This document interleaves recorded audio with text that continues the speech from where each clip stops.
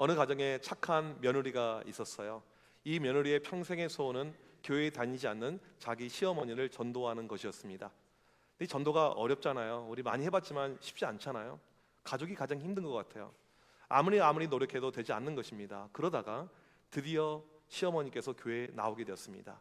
나이 70이 넘어서 70이 넘어서 교회에 나오게 되었어요. 우리 어떤 신앙을 이야기할 때 신앙의 스타트라고 할까요? 세례를 받아야지 정식 이 교회 멤버십을 갖게 되는 거잖아요. 그래서 이제 이 어머니가 이제 할머니께서 교회를 다니면서 이제 세례를 이제 받게끔 그렇게 준비하는 과정 가운데 들어가게 되었습니다.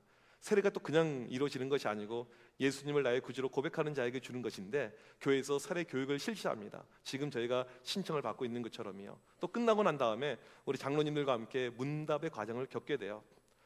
이 시어머니가 열심히 잘 이 교육에 참여했어요. 그런데 문답은 너무 부담이 되는 거예요. 누군가가 나에게 질문한다.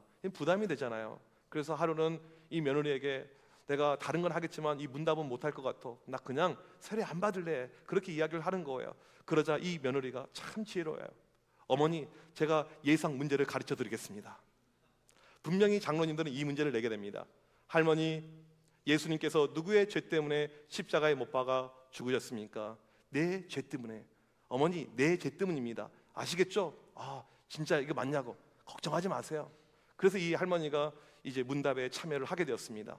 그리고 장로님들이 질문하는데 예상했던 그 문제가 그대로 나온 거예요. 할머니, 누구의 죄 때문에 예수님이 십자가에 못 박아 죽으셨습니까? 할머니의 입가에 미소가 번지는 거죠. 예상 문제 적중. 저 그거 알아요. 갑자기 자신감이 생겼어요. 저 그거 알아요. 바로 우리 며느리 죄 때문에 죽으셨습니다. 이제 며느리가 내 죄 때문이라고 하니까 이 할머니가 며느리 죄인 줄 알고 그렇게 이야기를 하신 것이죠. 이 이야기는 그냥 뭐 조크라고 할 수가 있습니다. 하지만 이 할머니의 지금 문제가 무엇입니까? 죄에 대해서 정확하게 모르고 있는 것이죠. 이 죄가 무엇인지 이것을 정확하게 모르고 있는 것입니다. 이 죄라는 것은요, 우리 기독교 신앙에서 너무너무 중요합니다. 그냥 넘어갈 수가 있는 것이 아니에요. 그냥 뭐 모를 수도 있지, 알 수도 있지, 이렇게 갈 수 있는 내용이 아니다라는 것입니다. 정확하게 알아야지 우리의 믿음이 온전해집니다. 따라서 먼저 첫 번째로 우리가 살필 것은 성경에서 말하고 있는 죄가 무엇인가, 이것이죠. 성경에서 말하고 있는 죄, 우리는 태어나는 순간부터 죄인입니다. 이것을 가리켜서 첫 번째 원죄라고 이렇게 이야기를 합니다. 시편 51편 5절 다윗의 고백을 같이 한번 읽어보도록 하겠습니다. 시작. 내가 죄악 중에 출생하였으며 모친이 죄 중에 나를 잉태하였나이다. 최초의 인간 아담이 죄를 범합니다. 하나님과 아담이 언약의 관계, 약속의 관계 가운데 있었습니다. 선악을 알게 하는 이 과일의 열매를 먹게 되면 이게 깨지게 되는 것이죠. 아담은 인류를 대표하는 자였기 때문에 대표성이에요. 마치 이 월드컵 할 때 선수들이 우리나라를 대표하듯이. 그래서 이 아담이 이 계약을 파기합니다. 이렇게 해서 죄가 들어와서 사람들은 태어나는 순간부터 모두가 죄를 갖게 됩니다. 이것을 가리켜서 원죄라고 이야기합니다. 로마서 3장 23절 모든 사람이 죄를 범했다라고 이야기해요. 동양 철학에서 보게 되면 맹자 같은 사람은 성선설을 이야기합니다. 아니다. 사람은 태어날 때부터 선하다. 또 한쪽에서는 악하다. 다양한 이런 세상의 생각들이 이렇게 존재합니다. 유튜브에 보니까 인터넷에서 33,000명 사람들을 대상으로 태어날 때 과연 악하냐 선하냐 질문했는데 선하다 10%, 아니다 원래 악하다 39%, 아니다 중립으로 태어났는데 환경에 의해 결정된다 50%. 이건 사람들의 다양한 생각들이죠. 성경에서 말하고 있는 것은 사람은 태어날 때부터 죄로 태어난다는 것입니다. 따라서 우리는 원죄의 영향으로 끊임없이 죄를 짓게 돼요. 매일 계속해서 스스로 죄를 짓게 됩니다. 이것을 가리켜서 두 번째로 자범죄라고 이야기를 합니다. 우리 스스로 계속해서 죄를 짓고 있다는 내용이죠. 중요한 것은 우리 모두는 죄인이라는 사실입니다. 왜 죄가 문제냐면 죄의 결과가 너무나도 참혹하기 때문에 그렇습니다. 두 번째로 죄의 결과를 보게 되면 이 죄로 인해서 첫 번째로는 하나님과 우리 사이의 관계가 멀어지게 됩니다. 우리는 본능적으로 하나님 근처에 가까이 갈 수가 없게 돼요. 죄 때문이죠. 두 번째로 어렸을 때부터 악합니다. 창세기 8장 21절 보게 되면 사람의 마음이 계획하는 바가 어려서부터 악함이라. 아이들 키워보셔서 아시겠지만 어릴 때부터 나쁜 짓을 먼저 하게 됩니다. 학교에 가게 되면 아이들이 나쁜 것을 먼저 배우게 돼요. 이게 죄악된 본능이죠. 세 번째로 우리의 마음과 생각이 딱딱해집니다. 굳어져요. 네 번째로 세상이 너무나도 악해져 버렸습니다. 지금 이 세상의 모습을 보게 되면요, 죄가 얼마나 만연한지 우리가 알 수가 있어요. 눈에 넣어도 정말 아프지 않을 그 귀한 딸을 처참하게 칼로 찔러 죽이게 되었습니다. 아파트에서 이 페인트 작업을 하는데 이제 줄을 매달아서 작업하는데 그게 시끄럽다고 몰래 가서 줄을 끊어가지고 40대 가장을 떨어져서 죽게 만들었습니다. 어린 갓난아이가 운다고 시끄럽다고 아파트에서 던져가지고 죽이게끔 했어요. 어느 동네에서 고양이가 인 거예요. 그러니까 고양이가 200마리가 죽었는데 왜 죽었는가 봤더니 고양이를 싫어하는 사람이 독극물을 설치해가지고 200마리를 다 죽이게 한 거예요. 여러분, 세상을 보면 온통 모든 것이 죄악입니다. 죄가 얼마나 많은지 몰라요. 우리나라 1년에 범죄 건수가 100만 건이 넘습니다. 1년에 쇠가롱을 찾는 사람들이요 100만 명이 넘어요. 이것이 지금 대한민국의 현재 주소이죠. 지금도 전쟁 가운데 있는 러시아, 우크라이나 보십시오. 매일 젊은이들이 죽어가고 있습니다. 전쟁의 어떤 참상들, 평화가 없죠. 왜? 죄에 대한 결과, 죄로 인해서 자꾸 이런 일이 지금 발생을 하고 있다는 사실입니다. 죄가 참 무서워요. 죄가 얼마나 많은지 모릅니다. 진짜 문제는 무엇이냐면 이 죄로 인해서 우리에게 온 결과인데, 다섯 번째로 그것이 바로 죽음, 사망이라는 것입니다. 로마서 6장 23절에 보게 되면 죄의 싹은 사망이요, 죄로 인해서 우리는 죽는 것이죠. 이 죽음이 단지 육체적인 죽음으로 끝나는 것이 아니고 영적으로 보게 되면 지옥불에 떨어지는 것이 우리의 운명이라는 것입니다. 죄의 결과는 이처럼 참혹합니다. 우리 모두는 죄를 가지고 살고 있습니다. 따라서 우리 인생에서 가장 중요한 것은요, 죄의 문제를 해결하는 거예요. 죄의 문제를 해결만 해도 여러분은요 이미 복받은 인생이 되는 것이죠. 내 안에 있는 죄의 문제가 해결되면 이것으로 이미 성공이 된다는 것입니다. 제가 이렇게까지 죄에 대해서 설명을 해드리고 있지만 여전히 이 죄에 대한 문제가 나에게 심각하게 다가오지 않을 때가 있을 것입니다. 그러하기에 이 사도신경 10번째 보게 되면 우리의 죄를 사하여 주는 것을 믿습니다라고 이야기를 하는 고백이 나와 있는 것이죠. 죄 용서, 죄 사함은 우리 신앙에서의 너무너무 중요한 부분입니다. 오늘 그 내용을 구체적으로 살필 텐데, 세 번째로 우리의 믿음의 시작은요 죄인됨의 고백에서 시작을 한다는 사실입니다. 정신병원에 가보게 되면 이 의사들이 힘들어하는 것이 이거라는 거예요. 정상이라고 사람들이 이야기해요. 그러니까 정신병원에 문제가 있어서 왔는데 정상이라고 이야기한다는 거죠. 치료의 시작은요 나의 문제를 이야기하는 거예요. 저는 문제가 있습니다 라고 이야기할 때, 고백할 때 이 사람의 치료가 이루어질 수가 있습니다. 마찬가지예요. 우리에게 믿음이 생겼다라고 이야기할 때 그 시작점은요 죄인됨을 인정하는 것입니다. 죄인됨을 인정할 때 우리의 믿음이 시작을 하는 것입니다. 이 베드로를 보게 되면 하루는 자기 직업이 어부니까 물고기를 잡으러 갔습니다. 평생을 물고기 잡았지만 한 마리가 안 잡힌 적이 처음이었어요. 그때 예수님이 등장하십니다. 베드로에게 저 깊은 곳에 가서 그물을 던져라 라고 이야기했더니 엄청난 물고기가 잡혀요. 기적이 일어난 것이죠. 그 순간에 예수님이 누구인지를 발견하게 됩니다. 그리고 이 예수님을 만난 베드로가 이렇게 이야기하죠. 주여 떠나소서, 나는 죄인이로소이다. 자기의 죄인됨을 고백하고 인정할 때 이것이 믿음으로 간다는 것입니다. 여러분, 사도 바울을 보십시오. 이 바울이 뭐라고 고백합니까? 나는 죄인의 괴수다라고 이야기합니다. 죄인됨을 고백하고 인정할 때 우리의 믿음이 비로소 시작을 하게 됩니다. 실제로 예수를 믿지 않다가 믿은 간증을 보게 되면 이런 레파토리가 상당히 많아요. 원래 교회 안 다녔는데 하루는 꿈을 꾸다가, 아니면 환상 가운데 여러 가지 자기의 죄가 다 보여지는 거예요. 마치 하나님께서 슬라이드 쇼로 보여주듯이 이 파노라마로 모든 죄가 다 보여지는 거예요. 나의 죄악됨을 깨달으면서 내가 혼자 살 수가 없구나, 내가 이 죄로 견딜 수가 없구나, 그러면서 내가 주님께 나왔습니다라는 그런 간증들을 우리가 많이 보고 있습니다. 죄인됨의 고백이 없으면 믿음으로 갈 수가 없습니다. 네 번째로 우리의 믿음의 핵심은 우리의 죄 사함에게 있습니다.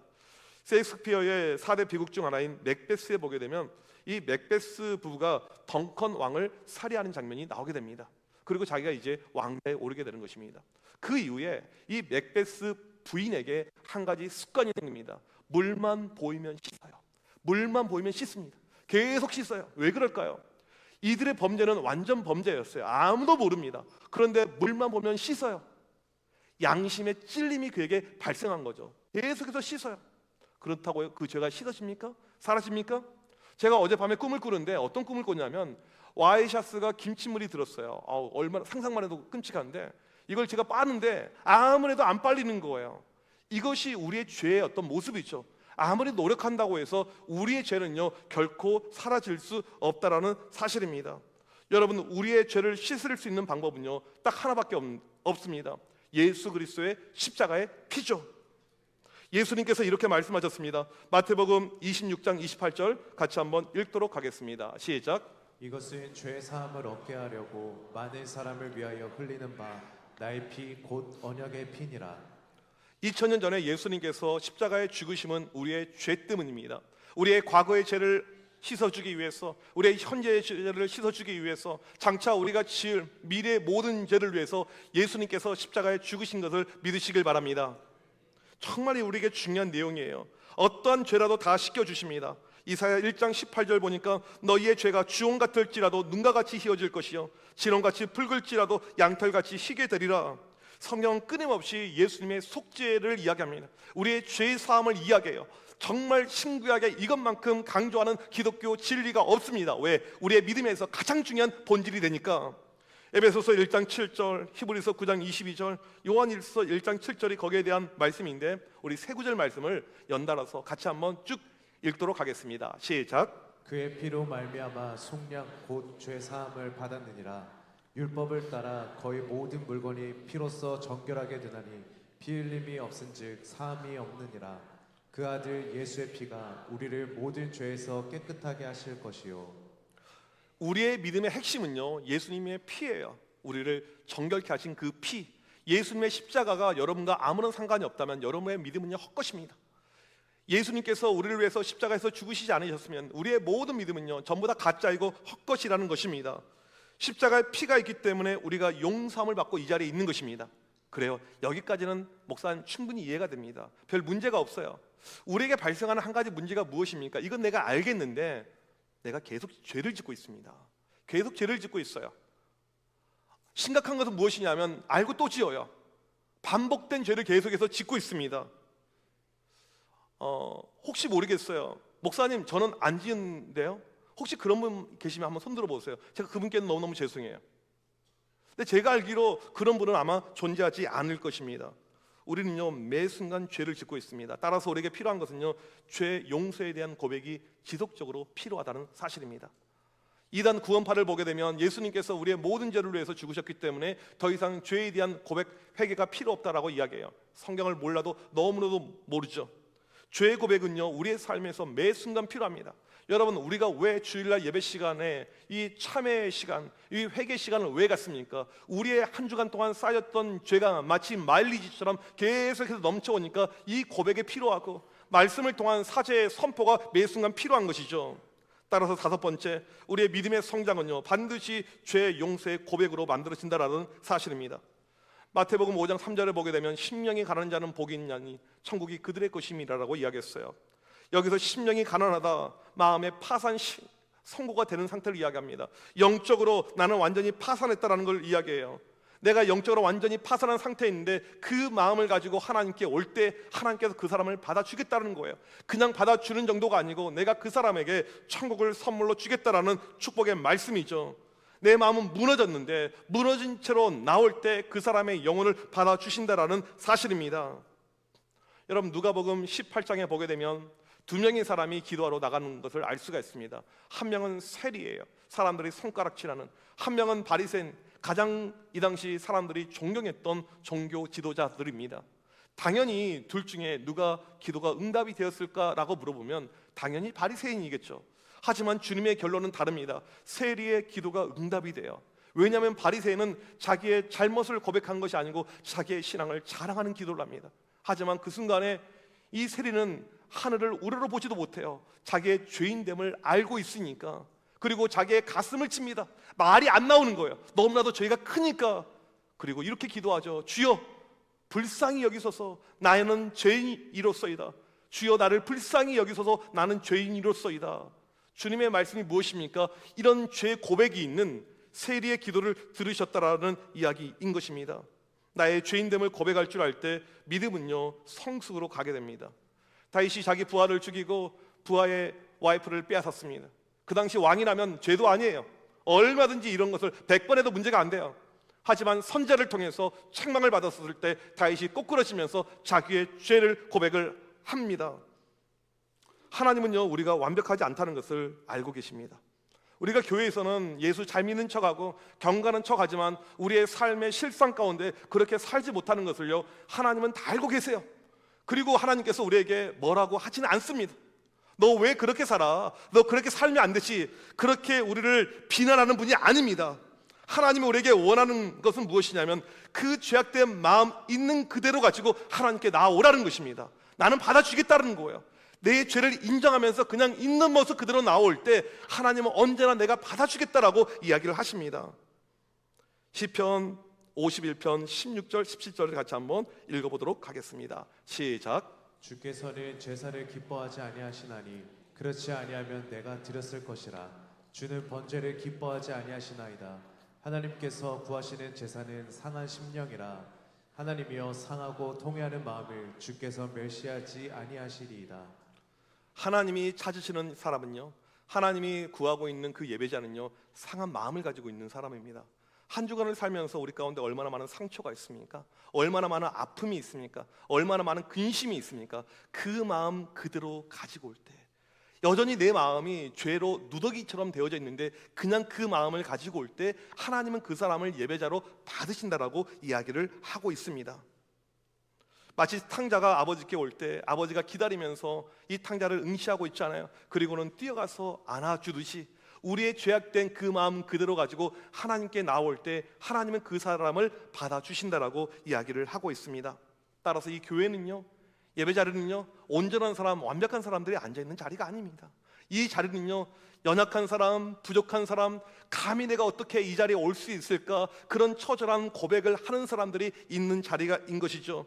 추한 내 모습을 하나님께 보여드리는 자리가 이 예배 자리가 되는 것입니다. 우리의 믿음의 성장은요, 반드시 죄 용서의 고백을 통해서 만들어지게 됩니다. 매일 우리가 죄 용서를 하나님께 이야기할 때 하나님은 우리를 받아주시고 회복시켜 줍니다. 웨슬리 형제가 중심이 되었던 영국 옥스퍼드 대학에 있었던 홀리클럽이라는 그 기도 모임 보게 되면 이들이 매주 모여서 했던 것이 있습니다. 자기의 죄를 나누는 것이었어요. 나는 한 주간 동안 이런 죄를 지었습니다. 그리고 같이 기도하는 것이죠. 그런 가운데 이들의 공동체의 힘이 아주 강해졌습니다.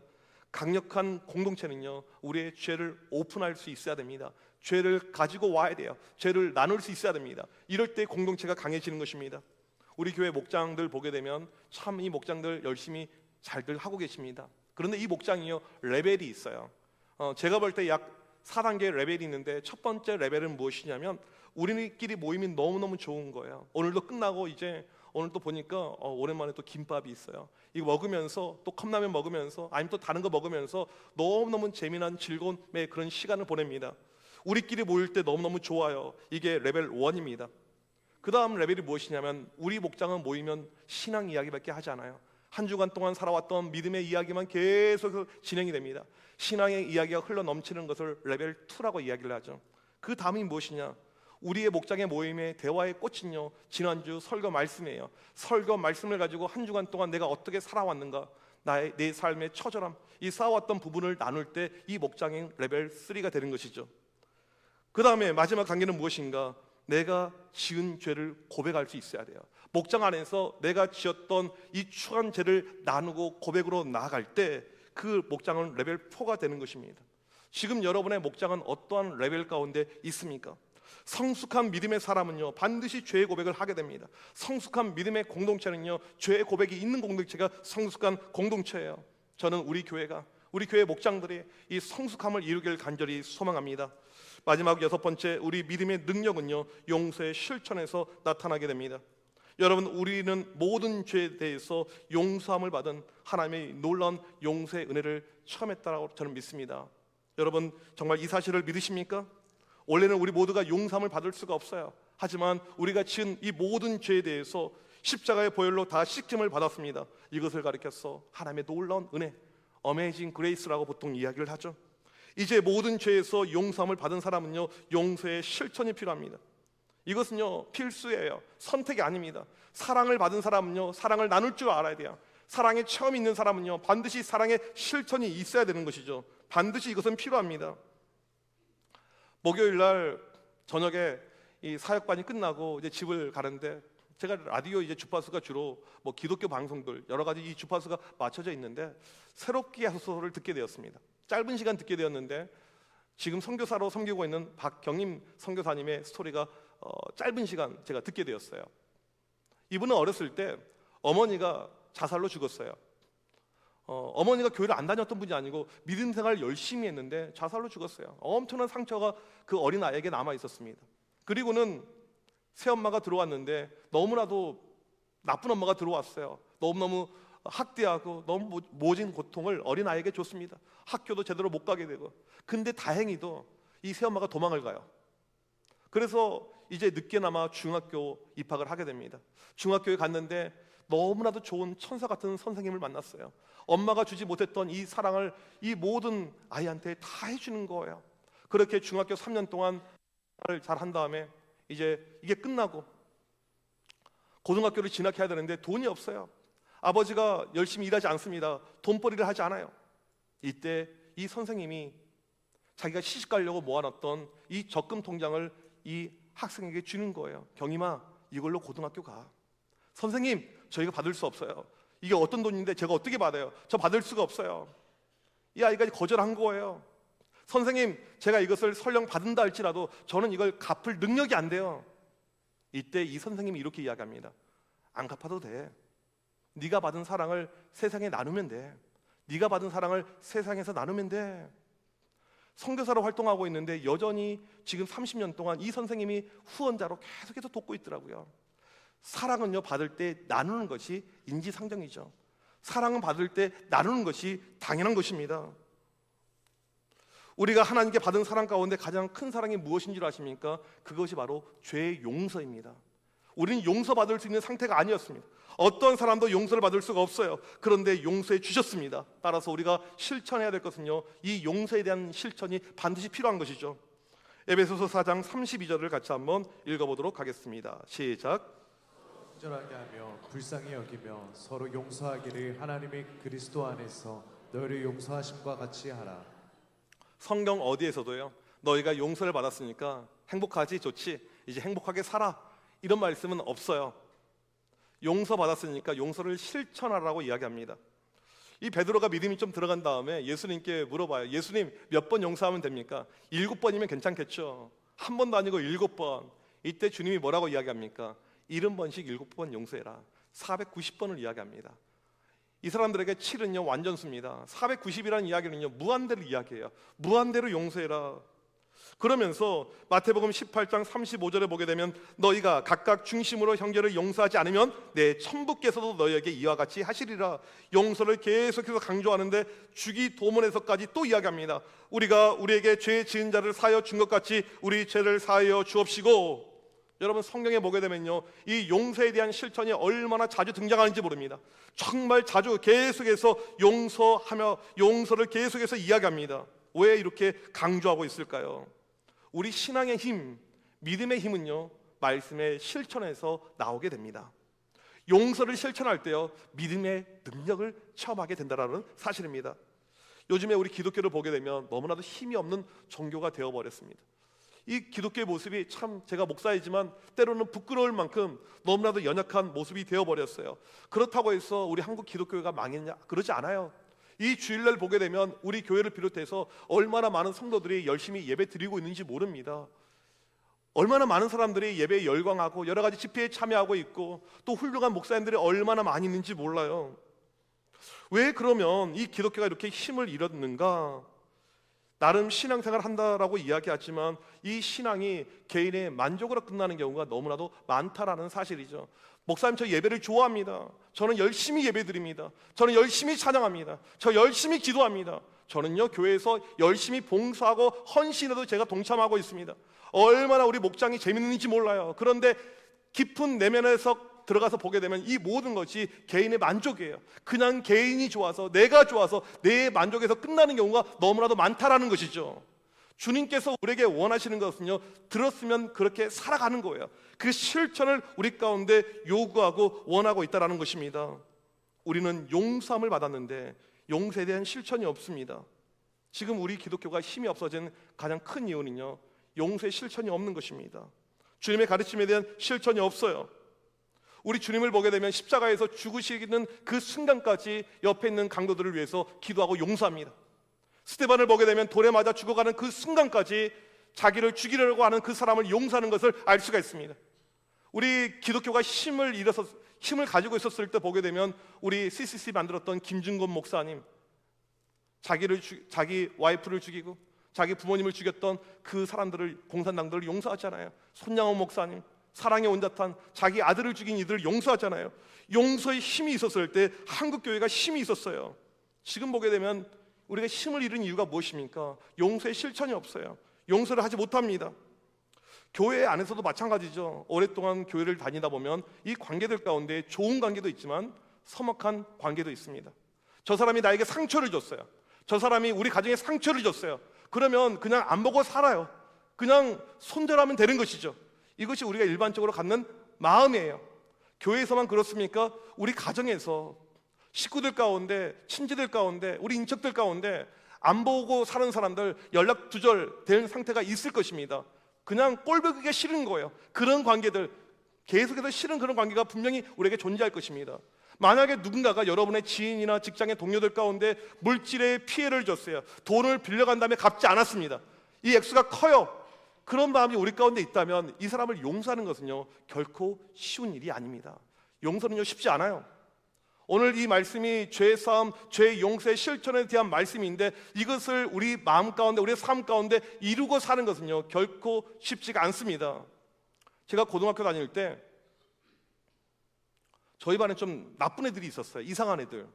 그러니까 요즘에 보니까 그런 아이들을 일진이라고 하더라고요. 저는 순진해가지고 걔네가 일진인지 이진인지도 몰랐어요. 뒷자리에서 이렇게 괴롭히는데 너무너무 싫었어요. 나중에는 괴롭힘의 강도가 올라가니까 학교가 가기 싫을 만큼 너무너무 싫었어요. 요즘 같으면 학폭 이런 거 있으니까 얼른 신고해가지고 정리를 하겠지만 옛날에 그런 것이 어디 있습니까? 한 교실에 60명씩 수업 들었던 시절인데, 하루는 주일날 교회에서 예배를 드리는데 전도사님의 설교의 내용이 이 용서에 대한 설교였습니다. 원수를 용서하라는 거예요. 근데 그냥 용서가 아니고 사랑하라는 것입니다. 원수를 위해서 기도하라는 거예요. 여러분, 설교를 들으면 우리 가운데 강력한 의지를 가지고 열심히 실천합니까? 한 귀로 듣고 흘립니까? 네, 알겠어요. 제 어렸을 때 제가 설교를 얼마나 열심히 들었겠어요. 그냥 보통 한 귀로 듣고 한 귀로 흘리는데 그날따라 이 설교가 제 뇌리에 계속 남아있어요. 원수를 용서하라고, 원수를 사랑하라고. 그 원수가 누구일까? 원수하니까 바로 걔네가 떠오르는 거예요. 그 뒤에 있는 그 두 놈, 원수, 이놈들은 죽어야지. 하나님이 저주의 역사를 임하게 하여 주옵소서. 오다가 교통사고로 확 죽어버려라. 이런 마음이 가득하지 어떻게 얘네들을 용서합니까? 용서, 얘네들하고는 관련 없는 이야기예요. 다른 또 원수를 찾아봐야지, 이런 마음이 들었어요. 근데 시간이 지나면서 또 생각해 보니까 걔네들인 거예요. 진짜 원수는 걔네들이에요. 근데 걔네들 위해서 기도하라고, 사랑하라고, 이건 아닌 것 같아요. 하나님, 이것은 나중에 할게요. 다음에 적용할 때. 이건 도저히 못하겠어요. 그런데 계속 제 마음이 불편해지는 가운데 해야 될 것 같아요. 그래서 억지로 하게 되었습니다. 하나님, 저를 괴롭히고 있는 두 녀석의 이렇게 이름이 있는데 걔네들 사랑하게 해주세요. 축복하게 해주세요. 이렇게 억지로 했어요. 억지로. 그냥 안 할 수가 없어가지고 마음이 너무 불편해서. 근데 그 다음에 어떤 일이 발생했냐면 기도가 술술 되는 거예요. 처음에는 억지로 그냥 하기 싫어서 그냥 했는데 기도가 술술 되는 것의 의미가 무엇인 줄 아시죠? 그 아이들을 위해서 계속해서 제가 기도하고 있는 거예요. 다른 기도도 해야 되고 다른 기도가 중요한데 그 아이들을 위한 기도가 계속 진행이 되는 거예요. 그리고는 학교를 갔는데 걔네가 불쌍해 보이더라고요. 학교에서 일진으로 애들 괴롭혔던 아이들인데 제 눈에는 찐따로 보이기 시작했어요. 불쌍한 아이들, 불쌍한 아이들. 그리고는 제 마음에 어떤 마음이 찾아왔냐면 걔네들을 볼 때 불편한 마음이 드는 것이 아니고 어떻게 하면 내가 이 아이들 영혼들을 위해서 기도할까, 도와줄까, 그 마음이 들더라고요. 시작은 억지로 했는데 이 억지로 하는 가운데 누가 역사했냐면 성령 하나님께서 역사하신 것이죠. 여러분, 이 용서의 실천이 결코 쉽지가 않습니다. 내가 미워하는 사람, 내가 싫어하는 사람, 그들을 컨택하고 그들을 만나고 그들을 용서해 주는 것이 결코 쉬운 일이 아니에요. 하지만 우리가 억지로 할 때, 우리가 억지로라도 조금이라도 실천할 때 그 순간에 성령님이 우리 가운데 역사를 하게 된다는 사실입니다. 용서는요 내 힘으로 하는 것이 아니에요. 내 능력으로 하는 것이 아닙니다. 나는 작게 실천하지만 그 가운데 하나님의 강력한 역사가 임하게 되는 것이죠. 그 다음에 결과가 있는데 무엇이냐면 내가 이익을 얻게 돼요.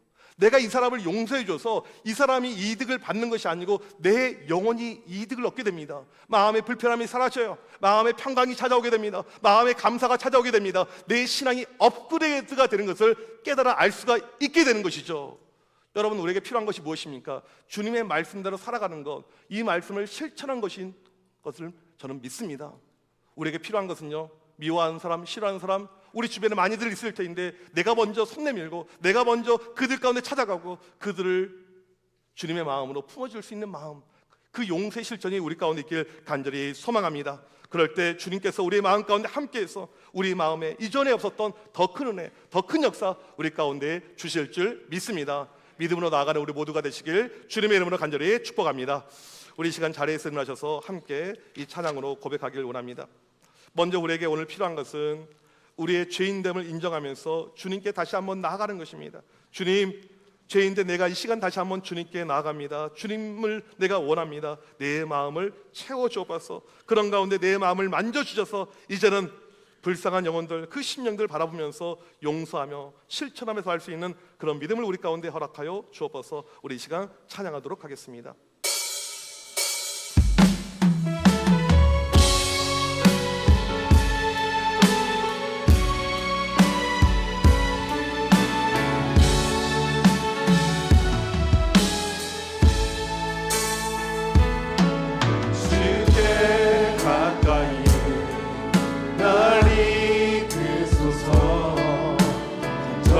주님만을 원합니다. 채워주소서. 주의 사랑을 진정한 찬양 들을 수 있도록 주께 가까이 날 이으소서. 간절히 주님만을 원합니다. 채워주소서. 주의 사랑을 진정한 찬양 들을 수 있도록 목마른 나의 영혼 주를 부르니 나의 마음 주소서. 주님만을 원합니다. 더 원합니다. 나의 마음 주소서.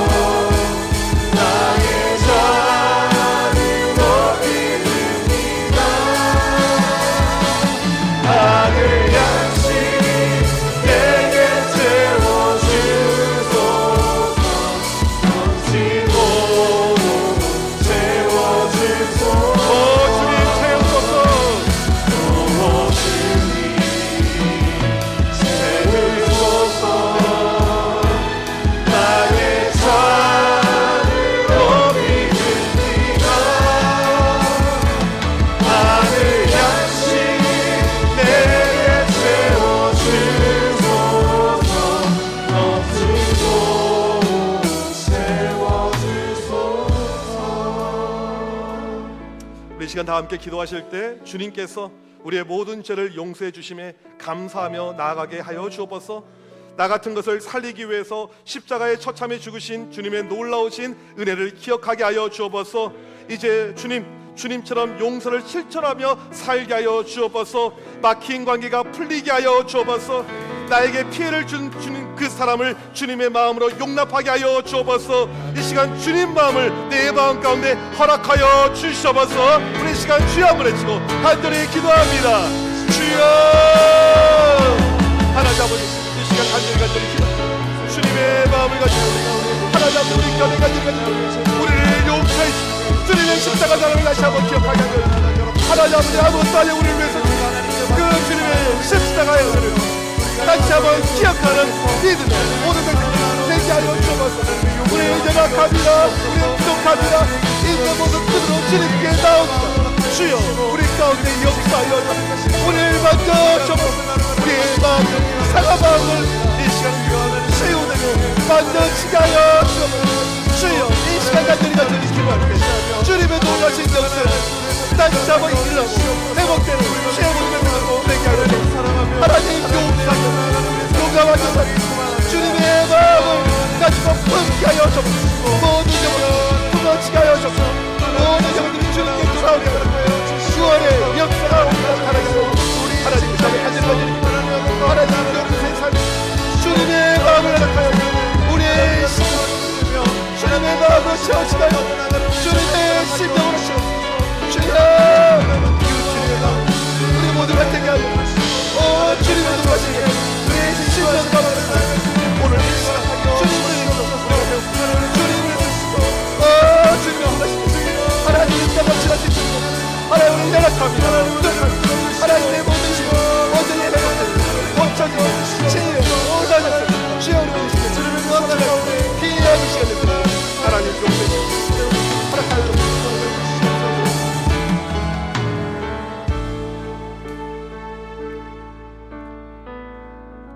하나님 아버지 감사합니다. 허물과 죄악 투성이인 저희를 예수 그리스도의 십자가의 보혈로 용서하심에 감사합니다. 우리의 모든 죄를 사해 주신 주님의 놀라운 사랑과 은혜를 다시 한번 기억하게 하여 주옵소서. 이제는 주님을 닮길 원합니다. 주님처럼 용서하길 원합니다. 하나님, 우리 주변에 용서하기 힘든 교인들, 지인들, 가족, 식구들 먼저 다가가서 용서를 실천할 수 있는 참된 믿음의 용기를 우리 가운데 허락하여 주시옵소서. 지금은 우리 주 예수 그리스도의 크신 은혜와 하나님 아버지의 무한하신 사랑하심과 성령님의 위로 교통하심이 주님의 마음을 본받아 용서하며 살길 원하는 주의 모든 백성들 머리머리 위에 지금부터 영원토록 함께 있을지어다. 아멘.